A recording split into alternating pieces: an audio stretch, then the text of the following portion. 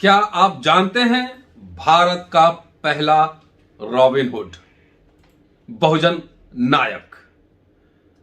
दोस्तों, रतन लाल बोल रहा हूं। काम की बात में आपका स्वागत है और पेश है अंबेडकर नामा। जी हां, मैं बात कर रहा हूं टांटिया भील की। वो कौन थे? 19वीं शताब्दी के उत्तरार्ध में अंग्रेज हुकूमत और जमींदार भी उनसे डरते थे। 11 वर्षों तक उन्होंने जमींदारों, साहूकारों और अंग्रेज अधिकारियों को नाक में दम कर कर रखा था। जी हां, टांटिया भील उत्तर प्रदेश के सुभाष चंद्र कुशवाहा साहब, जो कि पेशे से एक ब्यूरोक्रेट रहे हैं, लेकिन उनसे ज्यादा बड़ी पहचान उनकी साहित्यकार और इतिहासकार के रूप में है। कई किताब वो लिख चुके हैं, मेरी चर्चा हो चुकी है अंबेडकर नामा पे। उन्होंने अभी एक किताब उनकी प्रकाशित हुई है, Tantia Bhil the great Indian moonlighter. मैंने उनसे आग्रह किया है कि इस किताब के बारे में हमारे दोस्तों को बताएं। दोस्तों, चर्चा करने जा रहा हूं सुभाष चंद्र कुशवाहा साहब से इस किताब के बारे में। पूरी चर्चा देखना ना भूलें। वैसी कहानियां इतिहास में जो कभी आप सुने नहीं होंगे। अंग्रेजों, जमींदारों, साहूकारों को लूटना और गरीबों, भील आदिवासियों उनके बीच बांटना। उनके रॉबिन हुड थे। क्या थी पूरी कथा? कैसे वे पकड़े गए? कब फांसी लगी? और जब फांसी लगी तो लाखों की संख्या में कौन लोग इकट्ठे थे जबलपुर जेल के समीप, सामने आंखों में आंसू लिए? देखना न भूलिए वीडियो और सुभाष चंद्र कुशवाहा साहब से पूरी वार्तालाप। सबसे पहले अर्जक पद्धति से बेटे की शादी और शानदार दावत के लिए कुशवाहा साहब आपको बधाई। धन्यवाद, शुक्रिया जी। बहुत खाया हम लोगों ने और बहुत मजा आया। बहुत लोगों से मिले, कोने कोने से। आपका आना ही हमें अच्छा लगा। शादियों में जब वैचारिक लोग आते हैं तो नीचे ही, और मैं भले ही व्यस्त रहा, लेकिन बहुत सारे दोस्तों ने कहा कि आपने तो ऐसे ऐसे लोगों से मिलवा दिया इस शादी में कि ये शादी नहीं, ये गोष्ठी लग रही थी हम लोग के लिए। कईयों ने कहा। ठीक है सर, अब चलिए, हम उम्मीद करता हूं कि शादी से आप निवृत्त हो गए हैं और इसलिए मैंने आग्रह किया था कि चलिए अब कुछ किताब पे चर्चा हो जाए। जी बिल्कुल। आप पेशे से नौकरशाह रहे हैं, ब्यूरोक्रेट रहे हैं, बिल्कुल। और लगातार इतनी किताबें आप लिख रहे हैं। इधर तो हाल फिलहाल 3 किताबें मेरे नजर से गुजर गई, चौरी चौरा और भील विद्रोह, और तीसरी टांटिया भील, और एक किताब आपकी और आने वाली है। इतनी सरकारी व्यवस्था के बावजूद, और पहले तो कबीर मरते नहीं और तमाम आपकी बहुत सारी छप चुकी है, तो नौकरशाही में रहते हुए इस साहित्यकार और इतिहासकार की भूमिका के लिए आप टाइम कैसे निकाल लेते? ये सवाल तो हमारे, जब मैं अब फिलहाल मैं विभाग में नहीं हूँ, सेवा मुक्त हो चुका हूँ, लेकिन जब विभाग में था जी, तभी ये सवाल मेरा पीछा करता था। अच्छा। और तमाम अधिकारी कहते थे कि हम लोगों को तो सोने का समय नहीं मिलता है, दिन रात भागते रहते हैं जी। और तुम काम भी करते हो और फिर अपना लेखन भी करते हो, उसके लिए समय कहाँ से आता है? कब लिखते कब हो?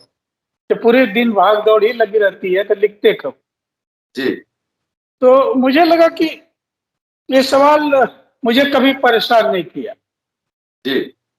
सेवा मुक्त हो जाने के बाद जितना कर रहा हूँ उससे कम नहीं कर रहा था जब सेवा में था। पता नहीं क्यों। अब इसका मैं अध्ययन बाद में करूंगा। इसका एक वजह ये, इसकी वजह ये है, मैं इसलिए भी सवाल पूछ रहा हूँ कि विश्वविद्यालय में जो प्रोफेसर बनते हैं, ज्यादातर उनका काम होता है प्रोडक्शन ऑफ नॉलेज, पढ़ाने के साथ साथ। जी जी। तो बहुत सारे प्रोफेसर लिख नहीं पाते हैं और रिटायर भी हो जाते हैं और विद्वान भी कहे जाते हैं। इसलिए मेरे से पूछना भी लाजमी है। थोड़ा बहुत हम लोग काम करते हैं, इसलिए थोड़ा सा आइडिया रहता है। रिसर्च कितना मुश्किल काम है और उसके लिए कमर और कुर्सी एक करना पड़ता है। मेरे गुरु डीएजा कहा करते थे, बिल्कुल बिल्कुल, कमर और कुर्सी एक किए बगैर रिसर्च नहीं होता है। नहीं, मैं 12 घंटे से लेकर 18 घंटे तक मैं कुर्सी पर बैठकर काम किया हूँ रिसर्च करते समय। जी जी। सोचिए। जी, और सोने का 4 घंटे से ज्यादा मैं सोया नहीं हूँ जब काम किया हूँ तो, लेकिन काम जी, किया हूँ। जी, मेरा ये मानना है कि अगर आप साइंस के विद्यार्थी हैं और आपके पास तर्क करने की क्षमता विज्ञान ने पैदा कर दिया है, तो जी, आप हर काम को बेहतर ढंग से कर सकते हैं। विज्ञान एक ऐसी भाषा है कि हर काम को करने का रास्ता खोल देती है। जी, जी, जी। चलिए सर, अब लेटेस्ट जो आपकी किताब आई है उस पे चर्चा करते हैं। और मुझे बहुत कम जानकारी है और आपकी किताब से ही मुझे पता लगा। इसलिए डॉक्टर अंबेडकर कहा करते थे कि जो कौम अपना इतिहास नहीं जानता, वो इतिहास बना भी नहीं सकता, वो गुलाम होता है। बिल्कुल, बिल्कुल। संजय अभी the great Indian moon lighter आपकी जी। लेटेस्ट किताब है। एक तो एक जनरल इंट्रोडक्शन बताइए कि उनके बारे में, क्योंकि हमारे अम्बेडकरनामा के साथ ही इस बहुजन नायक को जान सके कि कौन थे, इनका क्या कंट्रीब्यूशन था। तो एक जी, जनरल इंट्रोडक्शन दीजिए सर। जी, धन्यवाद। अम्बेडकर नामा के सभी श्रोताओं को, दर्शकों को मेरा नमस्कार। देखिए, टंट्या भील, तांतिया भील या तंत्या भील विभिन्न नामों से उसे जाना जाता है। जी, स्थानीय बोली में उसको टंट्या भील ही कहा जाता है, टंट्या भील ही कहा जाता है। जी। अंग्रेजों ने उसे तांतिया भील लिखा है। हुँ, अंग्रेजों ने जो स्पेलिंग का इस्तेमाल किया है, उसका शाब्दिक अर्थ निकलता है तांतिया। हुँ, तो अलग-अलग नामों से जाना जाता है इसे।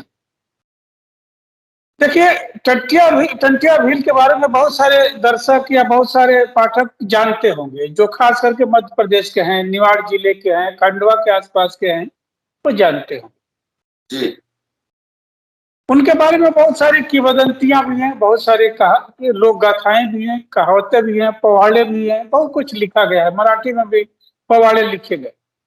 जी, और एक लेखक बाबा भाड़ हुए हैं, जिन्होंने 1940 में सबसे पहले टंट्या भील पर जो है ये किताब लिखी। जी, जननायक टंट्या भील, ठीक है। अब फिर दर्शक या पाठक ये पूछ सकते हैं कि बाबा भाड़ ने किताब लिखी थी, आपने फिर से एक टंट्या भील का पर काम किया, फ़र्क क्या? जी, तो मैं बता देना चाहूँगा कि आप इस किताब को पढ़िए। बाबा भाड़ ने भी मेहनत से काम किया है, मैं उसके काम को स्वीकार करते हुए, नमन करते हुए मैं अपनी बात ये कह रहा हूँ कि बहुत सारे संदर्भ पहली बार शोध में नहीं उपलब्ध हो जाते। उसके लिए बहुत सारे राइट। खिड़कियों को खोलना पड़ता है। हुँ, इसमें मैंने ब्रिटिश लाइब्रेरी के अलावा जो ऑस्ट्रेलिया लाइब्रेरी को मैंने खोला है, जो पहली बार भारत के पाठकों के सामने वो खुल रही है, ऑस्ट्रेलिया की लाइब्रेरी। कहीं भी किसी संदर्भ में टंट्या भील के बारे में जब बात आप करेंगे तो ऑस्ट्रेलिया के अखबारों का कोई जिक्र नहीं होता है। जी, और इस किताब में 7 चैप्टर ऐसे हैं जो टंट्या भील के बारे में एक तरीके से लोक गाथा के रूप में उसके नायकत्व को स्वीकार किया है अंग्रेजों ने, गोरों ने। और वो 7 खंडों में इस किताब में मौजूद है, ये पहली बार मौजूद है। जी, अब प्रारंभिक बात आपने कहा, मैं थोड़ा-सा टंट्या भील के बारे में आपको बताना चाहूँगा। मैंने भील विद्रोह मेरी एक किताब आई है और उस भील विद्रोह किताब में लगभग 200 से ज़्यादा भील नायकों का उल्लेख मैंने किया। जी, लेकिन टंट्या भील को अलग से मैं क्यों आपके सामने रख रहा हूँ, ये किताब के रूप में रख रहा हूँ। भील विद्रोह में जिन भील नायकों ने का जिक्र मैंने किया है, वो दरअसल ज्यादातर भील मुखिया थे। हाँ, वो भील विद्रोह वाली किताब में हम लोगों ने ज़िक्र किया था उस समय जब हम लोगों ने चर्चा जी। की थी। ज्यादातर भील जो लड़ाके हैं, जो लड़े हैं अंग्रेजों से या सामंतों से, देसी राजाओं से, वे भील मुखिया थे। भीलों की पूरी जो जाति संरचना है, उसमें भील मुखियाओं का बड़ा योगदान रहा। जी, और भील समुदाय अपने मुखिया के नेतृत्व में ही अपना जीवन जीता रहा है। अपनी न्यायिक प्रक्रिया से लेकर अपनी एक तरीके से वैधानिक व्यवस्था तक वो अपने मुखिया के द्वारा दिए गए निर्देशों का ही पालन करता रहा है, उसी के अनुसार चलता है। मगर टंट्या भील भील मुखिया नहीं है। देखिए, एक बहुत बड़े अंतर है इसमें। टंट्या भील भील मुखिया नहीं थे। हुँ, टंट्या बहुत गरीब परिवार में पैदा होते हैं, बहुत ही गरीब परिवार, खाने के लाले थे। तो भील मुखिया की बात ही छोड़ दीजिए। हम्म। तो ये फर्क है टंटिया भील में और बाकी भील मुखियाओं में। दूसरी चीज, टंटिया भील सीधे सीधे एक बागी जीवन को अपनाते हैं और बागी जीवन में ब्रिटिश सत्ता से 11 साल उनकी लड़ाई चलती है। ये फर्क है अन्य भील मुखियाओं से टंटिया भील के बाद। मैं बता दूं कि टंटिया भील का जन्म जो है 1842 ईस्वी में बराड़ एक गांव है उसमें होता है। बराड़ गांव खंडवा तहसील में पड़ता था और एक और पड़ोस में गांव था पोखर गांव। दो गांव से रिश्ता जुड़ता है टंटिया के पिता भाऊ सिंह का।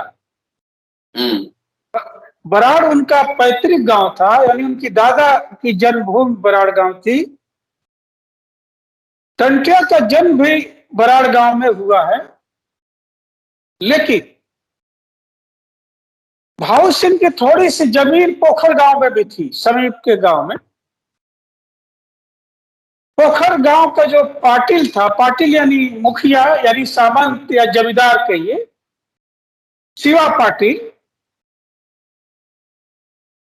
शिवा पाटिल से कर्ज लेना पड़ा था भाऊ सिंह को। खेती किसानी के लेकर जब सूखा पड़ा था तो उन्होंने कर्ज लिया था और पोखर की गांव की जो जमीन थी उसको जाहिर गिरवी रखकर जमीन को कर्ज लिया गया था। बाद की परिस्थितियां ऐसी पैदा हुई कि भाऊ सिंह कर्ज को लौटा नहीं पाए और शिवा पाटिल ने उस जमीन को ले लिया, उसको एक तरीके का अधिग्रहण कर लिया और अब पोखर में कोई जमीन नहीं बची थी भाऊ सिंह के पास। इधर जो बराड़ में थोड़ी सी जमीन थी, ये भी पहले जमींदार को कर्जे में जा चुकी थी। ये इस गरीबी में जीवन गुजरा है, प्रारंभिक जीवन गुजरा है टंटिया भील का। बाद में गम से पिता का देहांत होता है और जब पिता का देहांत होता है तो टंटिया भील की उम्र लगभग 24 वर्ष की है। 24 वर्ष में वो अपने पिता से बिछुड़ जाता। कतई टंटिया भील एक बागी जीवन जीने के लिए अभिशप्त नहीं था, कतई टंटिया भील कोई लड़ाका नहीं था प्रारंभ में, लेकिन वो शक्तिशाली था, ताकत थी शरीर में, गरीबी से तपा हुआ जवान था। और 24 साल की उम्र में जब बराड़ गांव में अपने दादा के गांव में जब वो हल चला रहा था एक दिन, तो उसको शोर सुनाई दिया गांव में, माने गांव से एक शोर सुनाई दिया। जब उसने बैलों को रोककर गांव की ओर देखा तो देखा कि एक भैंसा जो है पूरे गांव को दौड़ा रहा है और गांव के लोग भाग भाग कर इधर उधर छिप रहे हैं। टंटिया ने वहीं पर हल को बैल को छोड़ दिया और एक डंडा लिया, जो डंडा उसके हाथ में था। सामान्यतः जब हल हाँकते थे किसान तो उनके हाथ में डंडा रहता था, जिसको हमारे पूर्वांचल वाले पैना कहते हैं, लेकिन निमाड़ में उसको पैना कहा जाता था, ये मैं नहीं कह रहा हूं, वहां के लिए डंडा ही शब्द इस्तेमाल कर रहा। तो वहां से टंटिया सीधे गांव की ओर दौड़ लगाता है और दौड़ते हुए आकर भैंसा के दोनों सिंग पकड़कर उससे कुश्ती करता है और अंत में भैंसे की गर्दन मरोड़कर जो है जमीन पर गिरा देता है। यह पहली घटना है जो कि टंटिया के शारीरिक ताकत का पता चलता है गांव वालों को, और गांव वालों से ज्यादा गांव के जमींदार को पता चलता है, जिससे कि उनकी थोड़ी सी भौहें खड़ी हो जाती है। उनको चिंता हो जाती है कि ये तो बड़ा बदमाश बनेगा, अभी एक भैंसे को पटक दिया, आगे क्या करे। ये प्रारंभिक जीवन। इसके बाद से ये बराड़ के जमींदार हो गए, चाहे पोखर के आसपास के जमींदार, एक और हेमंत पाटिल हैं जो शिवा पाटिल जमींदार के रिश्तेदार थे, ये सब नफरत करने लगते हैं टंटिया भील से। इसी बीच टंटिया भील हमें जो है मजदूरी नौकर रख लीजिए शिवा पाटिल से, और वो नौकरी करने लगता है शिवा पाटिल के यहाँ, उनके खेतों में काम करने लगता है। और खेतों में काम करने के दौरान वो अनुरोध करता है कि शिवा पाटिल से कि आप जो है हमसे मजदूरी करा लीजिए, लेकिन मेरी जो जमीन है, पैतृक जमीन है थोड़ी सी जो पोखर गांव में, वो मुझे लौटा दीजिए। शिवा पाटिल कहते हैं, आश्वासन देते हैं कि लौटा दूंगा, लेकिन कैसे टंटिया अपनी पैतृक जमीन की मांग करता है शिवा पाटिल से। शिवा पाटिल उसे आश्वासन देते हैं कि लौटा देंगे, मगर लौटाते नहीं। लौटाते नहीं है, लेकिन जमींदारों के कान सतर्क हो जाते हैं कि ये लड़का जो है जवानी के दौर में है और अभी से अपनी जमीन का हिसाब किताब मांग रहा है। और यही से वो समझते हैं कि इस लड़के को ठिकाने लगाना बहुत जरूरी है, वरना आने वाले दिनों में हमारे लिए खतरा बन सकता है।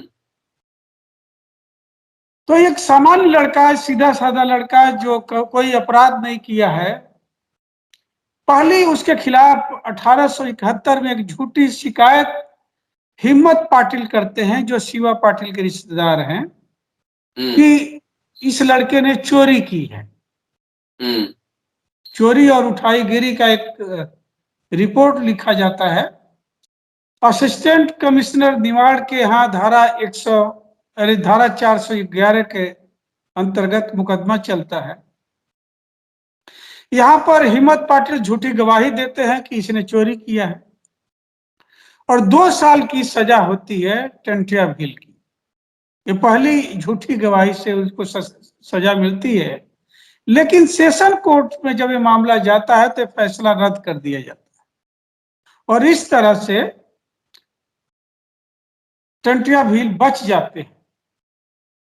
लेकिन शिवा पाटिल और हिम्मत पाटिल लगातार कुचक्र करते हैं और एक दूसरी बार फिर से उसको जो है उसके खिलाफ चोरी का मुकदमा लिखाते हैं, ये 1873 में।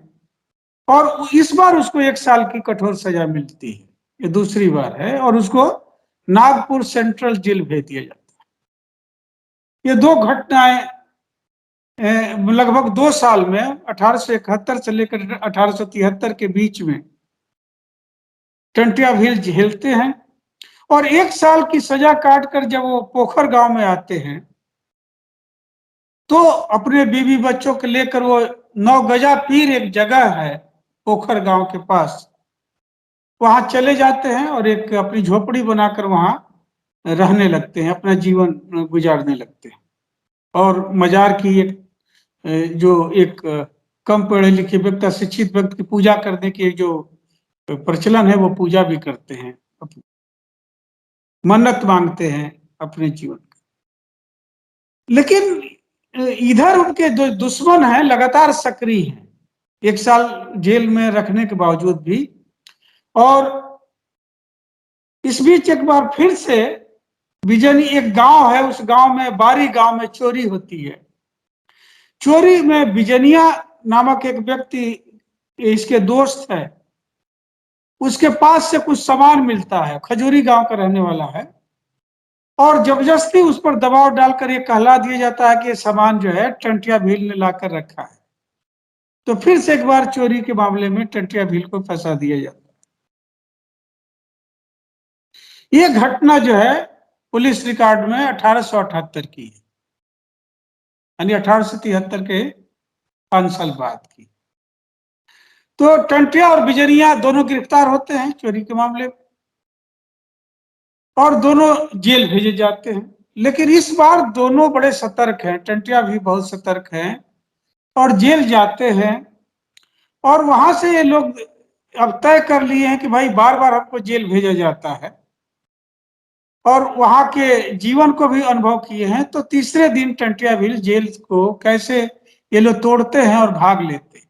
ये पहली बार एक बगावत की घटना होती है कि जेल से टंटिया अपने साथियों के साथ भागते हैं और भागकर फिर से वो लौटकर पोखर गांव नहीं जाते हैं, वो बागी जीवन यानी जंगल की ओर, घाटियों में, पहाड़ियों में निकल जाते हैं। और वहां से उनकी एक दूसरा जीवन शुरू होता है। पोखर के गांव के लोगों से वो नफरत करते हैं क्योंकि वो सामान्य जीवन नहीं जी पाए थे। तो जाहिर है कि पोखर गांव के जो भी कोई सामंत मिलता है, माल गुजार का, परिवार का दिखता है, तो उसको वो लूटते हैं, मारते हैं, और ये घटनाक्रम चलता है। तो ये जेल से फरारी की जो डेट थी, मैं अपने दर्शकों को बता दूं, 24 दिसंबर 1878 की है, जब वो जेल से फरार हुए थे। एक दिन जेल से भागने के बाद से एक दिन जो सरदार जो पाटिल था, जो उनका पाटिल था पोखर गांव का, उसका बेटा मोहन जंगल की ओर जाता है, और जंगल में जाता है तो टंटिया उसको गिरफ्तार कर लेता है, मोहन को। और बाद में मोहन की मुक्ति के लिए वो पैसे की मांग करता है जमींदार से कि हमें पैसा दिया जाए और उसके बाद सब छोड़ेंगे, और लेता भी है। तो कहने का मतलब यह है कि अब टंटिया पूरी तरह से, जिसको आप अंग्रेजों की भाषा में कह सकते हैं, उनके रिकॉर्ड की भाषा में कह सकते हैं कि वो डाकू के रूप में, एक लुटेरे के रूप में, या आप कह सकते हैं कि बागी जीवन के रूप में वो उसको अपने गतिविधियों को अंजाम देते। लेकिन मैं यहाँ पाठकों को, दर्शकों को बताना चाहूंगा जी, मैं बताना चाहूंगा कि ये दरअसल जो चोर डाकू का या बागी का जो भी आरोप लगाया जाता है टटिया भील पर, ये तब जब अंतिम दिन, उनकी फांसी के दिन, स्वयं अंग्रेज अफसर इसको खारिज करते हैं, वो मैं बाद में बताऊंगा। क्योंकि टंटिया भील का पूरा जीवन एक ऐसा जीवन था कि उस व्यक्ति ने कभी अपने लिए एक पैसे की चोरी नहीं की, एक पैसे के लिए। उसने जो भी धन संपदा इकट्ठा किया साहूकारों से, उसका मानना था कि साहूकारों के पास जो संपदा है वो हमारी है, जनता की है, और जनता के पैसा वो बटोर कर रखे हुए हैं, इसलिए वो मेरा पैसा है। इसलिए वो सामंतों को, साहूकारों को, मालगुजारों को लूटता था, और लूटने के बाद उस पैसे को गरीब आदिवासियों के बीच में वितरित कर देता। एक बहुत बड़ा काम था टंटिया भील का, जो एक सरप्लस मनी को लेकर जिनके पास खाने को लाले पड़े हैं उन तक उपलब्ध कराने का काम, एक बहुत बड़ा, कहिए कि सामंती सोच के रूप में टंटिया भील दिखाई देते हैं, और आदिवासियों की मदद करते हैं, और एक कई बार करते हैं। एक सवाल, क्या ये भारत के इतिहास में पहला रॉबिन हुड है? और दूसरा, इस चंबल में पहले चंबल, उनका एरिया चंबल का एरिया था? अगर था तो क्या चंबल, उनका एरिया चंबल का एरिया था? अगर नहीं, था तो क्या खांडवा जिला है, खांडवा खंडवा? के रहने वाले थे, निवाड़ जिले में खांडवा तहसील के रहने हाँ। वाले थे, चंबल के और एरिया नहीं है। इनको पहले रॉबिन हुड कहा जा सकता है? नहीं नहीं, रॉबिन हुड कहा ही गया है। देखिए, मैं अब चूंकि आपने सवाल छेड़ दिया तो मैं बात करूंगा। मैंने इस किताब का नाम दिया है Tantia Bhil the great Indian moon lighter. दरअसल इसके पहले लेखकों ने जो किताब लिखी है, जो कि बाबा भाड़ का जिससे मैंने जिक्र किया, अंग्रेजों के अखबारों में उसको रॉबिन हुड ही कहा गया है, भारत का रॉबिन हुड ही लिखा गया है।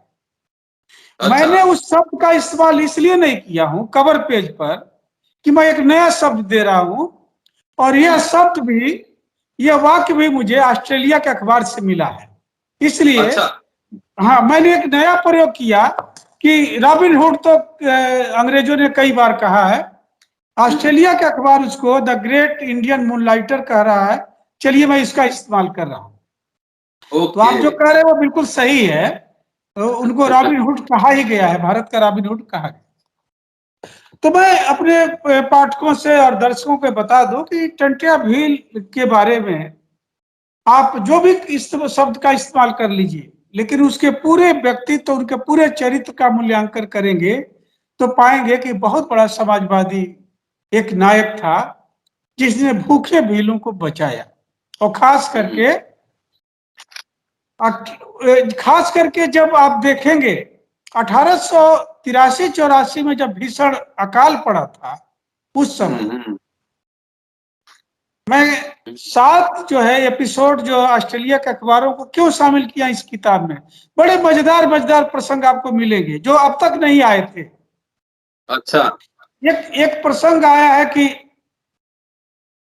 जब ट्रेन चली एक बार, जो है साउथ से, दक्षिण भारत से ट्रेन चलती है और वो फिर वो मध्य भारत की ओर आती है, तो जहां से पहाड़ी इलाका शुरू होता है तो कुछ काले साए जो है ट्रेन पर मंडराने लगते हैं, और एक काला कलूटा व्यक्ति जो है इंजन जहां पर झोंका जाता है, कोयला झोंका जाता था, वहां पर कूदता है आकर सीधे सीधे। जब वो व्यक्ति कूदता है तो जो व्यक्ति कोयला झोंक रहा था वो घबरा जाता है, पूछता है कि तुम कौन हो? तो वो व्यक्ति कहता है कि हुजूर, मुझको भील मार रहे हैं, मैं भागकर बचने के लिए यहां पर आया, आप हमें बचा लीजिए, यहां पर नहीं तो भील मेरी हत्या कर देंगे।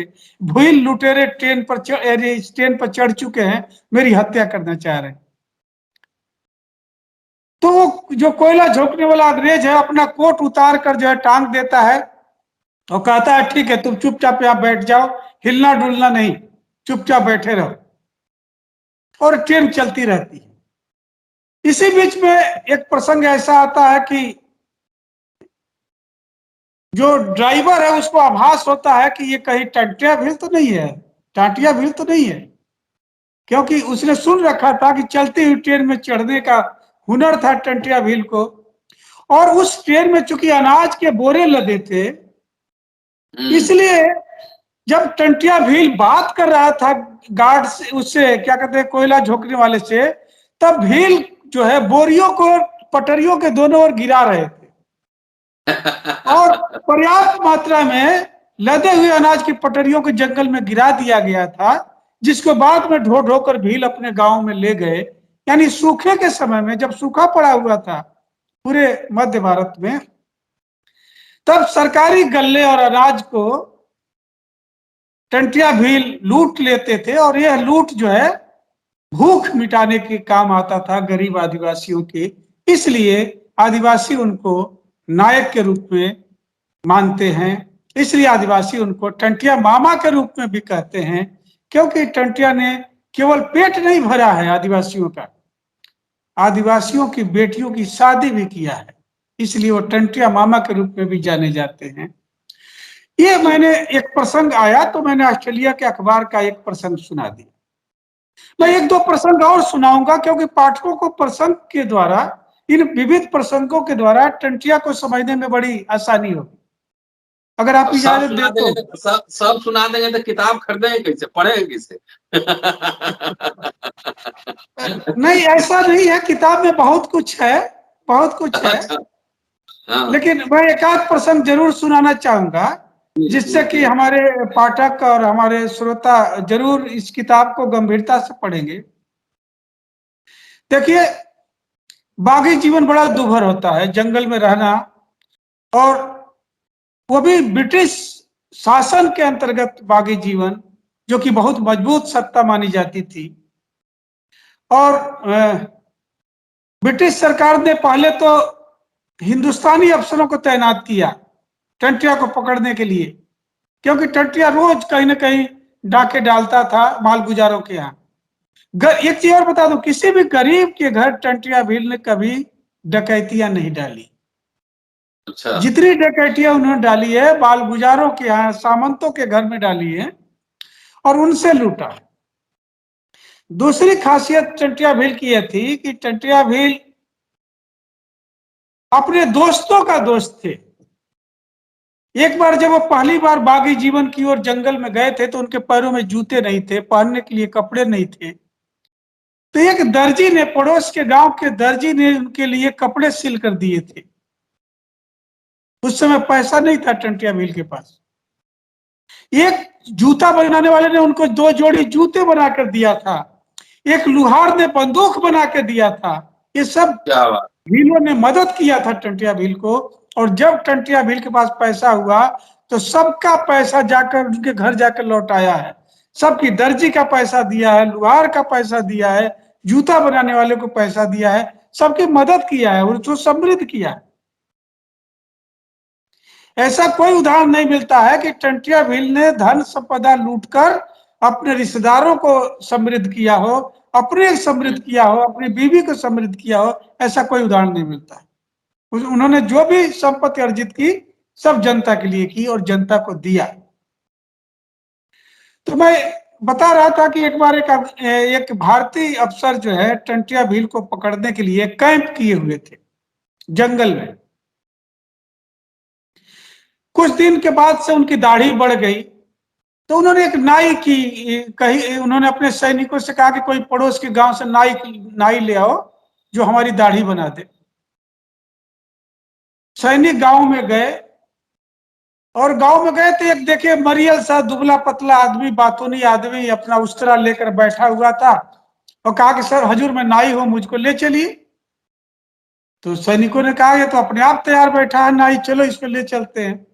उस व्यक्ति को ले आते हैं, और जो नाई आता है तो अफसर के गालों पर पानी रगड़ना शुरू करता है।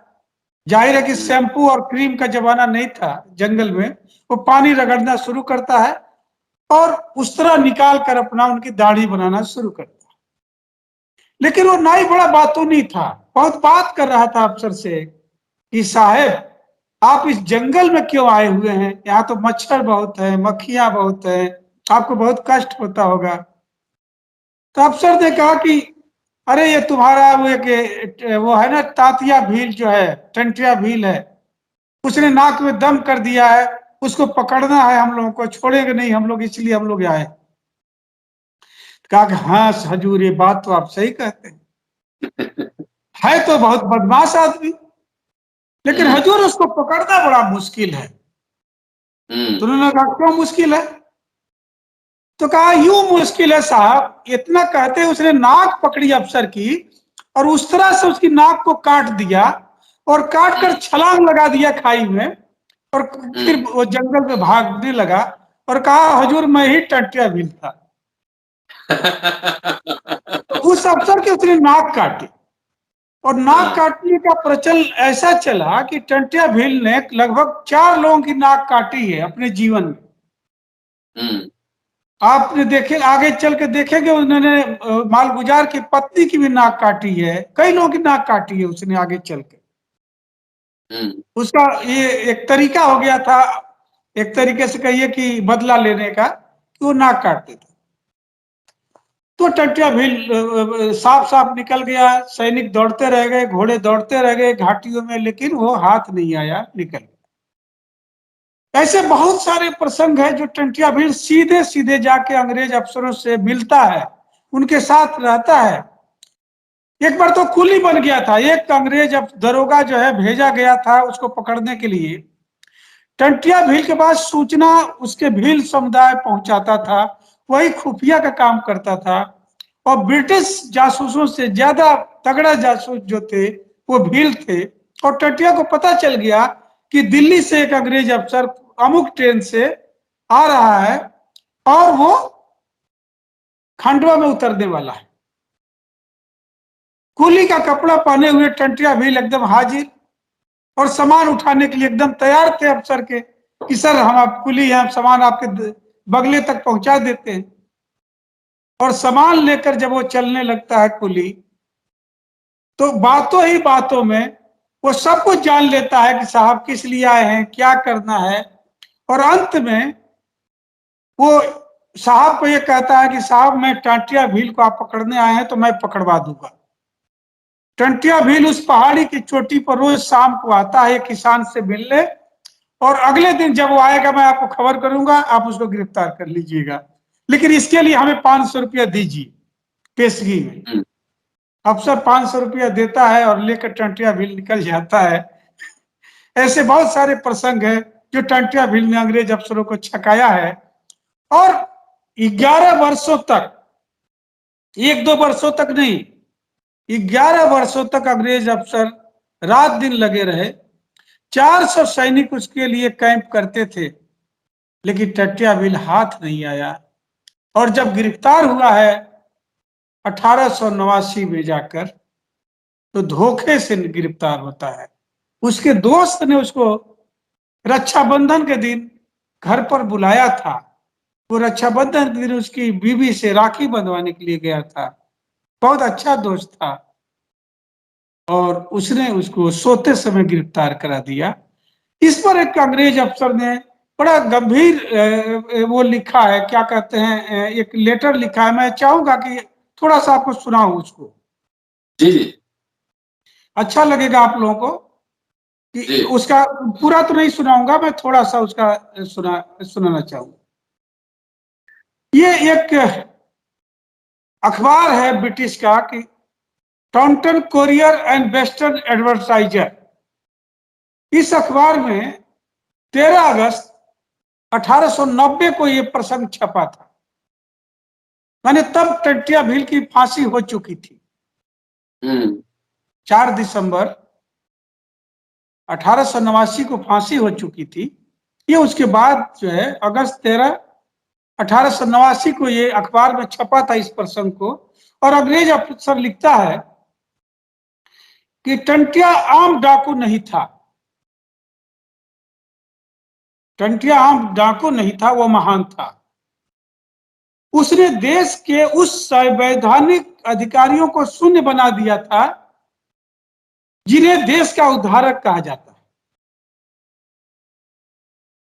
मैंने जो सारे जितने अफसर थे सब बेकार हो गए थे। बर्मा से भी एक अफसर बुलाया गया था इनको गिरफ्तार करने के लिए, वो भी असफल रहा था। तो अफसर लिखता है कि वह महान था, उसने देश के उन संवैधानिक अधिकारियों को शून्य बना दिया था जिन्हें देश का उद्धारक कहा जाता है। उसका नैतिक मूल्य असीम था। उसके पास मानव जीवन के सभी नैतिक मूल्य थे। उसमें न्याय, दया, सौम्यता, करुणा, सत्यता, संयम, साहस और मित्रता के महान गुण थे। उसका जीवन अध्ययन योग्य है। उसमें सभी ज्ञानवर्धक निर्देश भरे पड़े हैं। उसका ठिकाना प्रमुख रूप से मध्य भारत में था। यद्यपि उसने कुछ की नाक काटी, हत्या की और हंसी उड़ाई, लेकिन उसने बहुत से गरीबों की गरीबी दूर कर दी। इसलिए लेखक कहता है कि हम उसके लिए बह रहे आंसुओं पर विराम नहीं लगा सकते। उसकी छल पूर्वक गिरफ्तारी करा देने से किसका दिल नहीं रोएगा। ये ब्रिटिश अफसर लिख रहा है कि जब फांसी दी गई टंटिया भील को 4 दिसंबर 1889 को, तो पूरा भील समुदाय रो रहा था। जेल के पास जो है, जबलपुर जेल के पास लगभग 1 लाख से ज्यादा भील समुदाय खड़ा था अपने नायक की अंतिम विदाई के लिए रो रहा था। तो वही अफसर लिखता है कि उसके लिए बह रहे आंसुओं पर विराम नहीं लगाया जा सकता है। वो चरित्र ही ऐसा था, वो नायक ही ऐसा था। ये टंटिया भील थे। अब एक सवाल तो पैदा होता है कि टंटिया भील इतना महान था, अंग्रेजों को इतने सालों तक छकाया, गिरफ्तार नहीं हुआ, आखिर क्यों? क्या कोई कारण तो रहा होगा। संरक्षण कौन देता था? हाँ, ये सबसे बहुत बड़ा महत्वपूर्ण चीज है कि संरक्षण कौन देता था। और ये पहली बार मैं शामिल किया हूं टंटिया भील के इस किताब में। इसके पहले जो भी कुछ पाठकों ने पढ़ा है टंटिया भील के बारे में, उनको खेमा नायक की जानकारी नहीं है। खेमा नायक के बारे में मैं पहली बार शामिल किया हूं अपने किताब में। खेमा नायक एक बंजारा समुदाय का व्यक्ति था। मूलतः वो महाराष्ट्र के क्षेत्र के रहने वाले थे। महाराष्ट्र नहीं, औरंगाबाद क्षेत्र के आसपास के। और वो धीरे बाद के दिनों में माइग्रेट करके वो खांडवा की ओर आए हुए थे जंगलों में। और होलकर राज के द्वारा उनको यह अधिकार मिला था कि जंगलों से लगान वो वसूल सकते थे। खेमा नायक होलकर जो स्टेट था इंदौर का, उसका मान सकते हैं कि एक सामंत था। लेकिन वो घुमंतु सामंत था। उसके पास 1000 के आसपास गायें, जानवर, घोड़े ये सब थे। जानवर वो पालते थे, दूध दूहते थे, दूध बेचते थे और जानवरों पर लाद कर ही उनका खजाना भी इधर उधर चलता था। और कैंप करते थे, जानवरों को चराते थे। तो खेमा नायक के लिए बहुत आसान था कि वो कैंप चूंकि बराबर बदलते रहते थे, तो टंटिया भील को उस अपने कैंप में शामिल कर लेना उनके लिए बहुत आसान था। और खेमा नायक ने यही काम किया। और 11 वर्ष तक ब्रिटिश पुलिस जिसके पीछे पड़ी थी, वो कभी उस झुंड में चले जाते थे खेमा नायक के घर में। खेमा नायक की पत्नियां, कई पत्नियां थी, खाना बना के खिलाती थी। बदले में खेमा नायक के लड़के को तीर धनुष चलाना टंटिया सिखाते थे और उनको संरक्षण मिलता था। एक मुकदमा चला है इंदौर होलकर राज्य में, बड़ा मजेदार प्रसंग है ये, मैं पहली बार इस किताब में उसको शामिल किया। राजा राम जो जज थे होलकर राज के, उनके यहाँ मुकदमा चला। वो ये मुकदमा था कि एक बार जो है टंटिया भील ने अपना खजाना 4 ऊंटों पर लाद कर जो है खेमा नायक के पास भेजा था, और जिन जिन लोगों ने उस खजाने को पीठ से ऊंटों को उतारा उनके नाम भी दिए गए हैं इसमें। ये मुकदमा चला कि बाद में वो जो चारों उतारे थे उसमें से कुछ खजाना मार दिए थे, कुछ चोरी कर लिए थे, इसलिए खेमा नायक ने उन चारों के खिलाफ जो है मुकदमा किया। मुकदमे में उन्होंने गवाही दिया कि ये खजाना दरअसल टंटिया भील का था, हम लोग उतार रहे थे। अब इस मुकदमे में टंटिया भील भी फंस गया, खेमा नायक तो फंसा ही था, वो 4 फंस गए। तो बार बार खेमा नायक से पूछा गया कि टंटिया भील से तुम्हारा क्या संबंध है? खेमा नायक ने बताया नहीं, और इसलिए खेमा नायक को सजा हुई है 7 साल। खेमा नायक को सजा दी गई, लेकिन खेमा नायक ने बताया नहीं। टंटिया भील का उससे टंटिया भील की खेमा नायक ने जो मदद की है, बगैर उसके टंटिया भील बच नहीं सकते थे अंग्रेजों से। दूसरी चीज एक और बता दूं जो बड़ा महत्वपूर्ण है, जिसको अंग्रेजों ने बाद में माना भी है। होलकर स्टेट के जो अधिकारी थे वो अधिकारी खेमा नायक के साथ थे। ये बड़ा बहुत महत्वपूर्ण प्रसंग ये है। कुछ ही अधिकारी ऐसे थे जो उसके खिलाफ थे, लेकिन बहुत सारे अधिकारी टंटिया भील की मदद कर रहे थे पीछे से, और इसलिए भी टंटिया भील गिरफ्तार नहीं हो पाते थे। और प्रारंभ में होलकर नरेश ने भी टंटिया भील की मदद की है, और यही कारण है कि टंटिया भील ने जितनी भी डकैतियां डाली हैं वो ब्रिटिश क्षेत्र में डाली है, न कि होलकर स्टेट में डाली है। अंतिम दिनों में जब झगड़ा होता है होलकर स्टेट से, जब होलकर स्टेट के राजा भी टंटिया भील को गिरफ्तार करने के लिए सख्ती करते हैं, तब कहता है टंटिया भील कि अब मैं भी महाराज को बर्दाश्त नहीं करूंगा, और तब उनके क्षेत्र में वो डकैतियां डालता है, लूटता है। लेकिन प्रारंभ में 9 साल तक उसने कभी भी होलकर राज्य में कोई भी चोरी नहीं की है, कोई डाके नहीं डाले हैं, किसी की हत्या नहीं की है, और जो भी वारदात किया है उसने ब्रिटिश सरकार में किया है, ब्रिटिश क्षेत्र में किया है, न कि इधर किया। चलिए, ऐसा है सर, कंक्लूडिंग रिमार्क्स, कुछ कहानी दोस्तों को पढ़ने के लिए भी छोड़ा जाए, और उम्मीद करता हूँ किताब आपकी सस्ती होगी। हमारे सारे दोस्त फटाफट उनको मंगवाएंगे, पूरी कहानी भारत के पहले रॉबिन हुड टंटिया भील के बारे में पढ़ेंगे। जी बिल्कुल, मैं कहता हूं कि ये किताब ऐसी है कि एक बार अगर हाथ में लग जाएगी तो एक बैठक में पाठक पढ़ेंगे। किताब में इतने दिलचस्प किस्से हैं, और सभी प्रमाणिक किस्से हैं, तथ्यों के साथ है, कोई गपबाजी नहीं है, और वो एक बैठक में पढ़ेंगे। एक उदाहरण आपको बता दूं कि आपने पूछ ही लिया, तो हमारे जो समधी साहब हैं वो मराठी, वो इंग्लिश और मराठी जानते हैं, हिंदी थोड़ा बहुत पढ़ते हैं, लेकिन उनको टंटिया भील किताब इतनी भा गई है कि वो हिंदी में पढ़ रहे हैं, और उन्होंने कहा कि 40 साल बाद मैं हिंदी पढ़ रहा हूं। 40 साल बाद वो हिंदी पढ़ रहे हैं। उनसे आग्रह कीजिए कि मराठी में अनुवाद कर दें। देखिए, मराठी में दोनों किताब अपने आप आएगी, बहुत सारे पाठक लगे हुए हैं, करेंगे। तो मैं अंत में एक निष्कर्ष के रूप में 2-4 लाइनें और पाठकों को बताना चाहूंगा कि टंटिया भील को पढ़ते समय 2-3 चीजों को हमें ध्यान रखना पड़ेगा। कुछ आदिवासी समुदाय, कुछ हम के बीच में कुछ गलत तथ्य भी प्रस्तुत किए गए हैं टंटिया भील के बारे में। मैं नाम नहीं लूंगा, एक साथी ने, जो बड़े लेखक हैं, उन्होंने हमसे कहा कि पाताल पानी जो जगह है जहां पर एक छोटा सा मंदिर बना हुआ है टंटिया मामा का, जब ट्रेन जाती है तो पाताल पानी रुक कर सलामी देता है ड्राइवर पहले टंटिया मामा का वहां पर, तब आगे बढ़ता है। ये झूठी बात है। पहली बात, हमें इतिहास को झूठी बातों से संवारना नहीं चाहिए।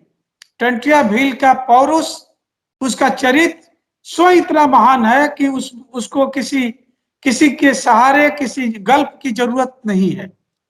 पाताल पानी पहाड़ी पर एक जगह है, पहाड़ी पर ट्रेन चलते समय धीमी हो जाती है, ट्रेन रुकती नहीं है, वो स्वाभाविक प्रक्रिया है।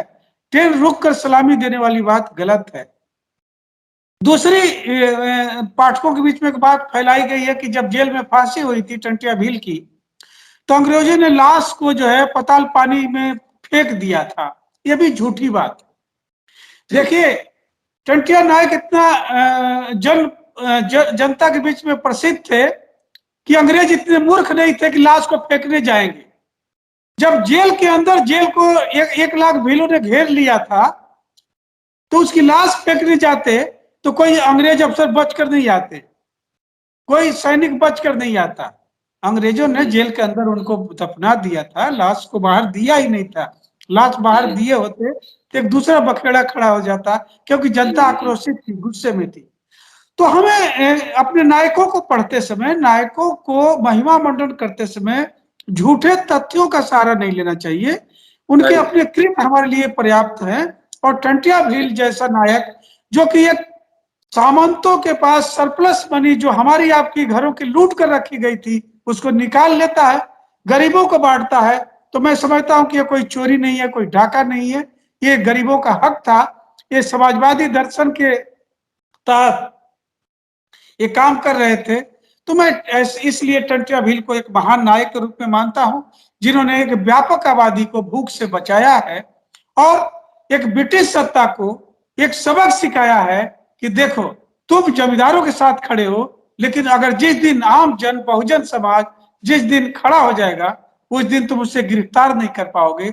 और वाकई में 11 वर्षों तक एक ब्रिटिश सत्ता को छकाने वाले नायक की कहानी, मैं समझता हूं कि भारत में दूसरी कोई ऐसी समानांतर कहानी दिखाई नहीं देती है। धन्यवाद। शुक्रिया सर, बहुत ही शानदार आपका रिसर्च है और आपने इतना वक्त दिया अम्बेडकरनामा के लिए। तकरीबन 40 मिनट से ज्यादा पार हो चुके हैं, लेकिन पता ही नहीं लगा। लेकिन कुछ मैंने जानबूझकर टोका था, ये कम से कम हमारे दोस्त कुछ किताब खरीद के पढ़े और बच्चों को पढ़ाएं। तो दोस्तों, ये थे साहित्यकार, इतिहासकार सुभाष चंद्र कुशवाहा साहब। नई किताब आई है टंटिया भील, अगली किताब भी बहुत दिलचस्प आने वाली है, उसमें भी चर्चा करेंगे अगले महीने। तब तक पूरा वीडियो सुनिए। 40 मिनट कैसे चला गया मुझे पता ही नहीं लगा, आपको भी पता नहीं लगेगा। और ज्यादा से ज्यादा शेयर कीजिए अपने दोस्तों, घर, दोस्त, परिवार, तमाम जगह इस वीडियो को सुनाइए। शुक्रिया। Keep watching and sharing Ambedkarnama. अगले एपिसोड में आपसे फिर मुलाकात होती है। शुक्रिया सर, थैंक यू। नमस्कार।